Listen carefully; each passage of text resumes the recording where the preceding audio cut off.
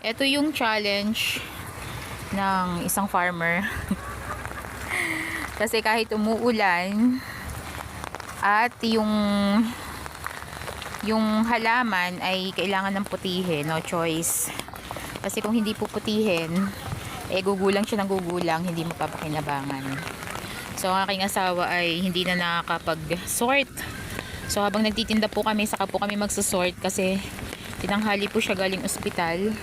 At ang akin pong bianan ay na-pneumonia, na-confine. So ito, medyo challenging kasi mamaya po kami mamimili kung ano po yung may mga butas-butas. Kasi sobrang tanghali na po, kailangan po namin siya ma-dispose. Tara na!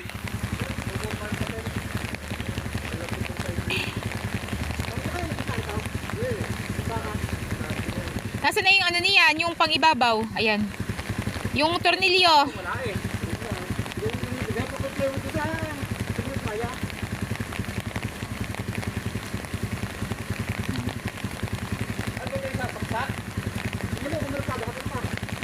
Okay po, lalabas na po kami.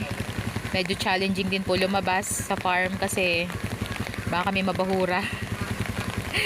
Pero praying na maipaubos po namin to.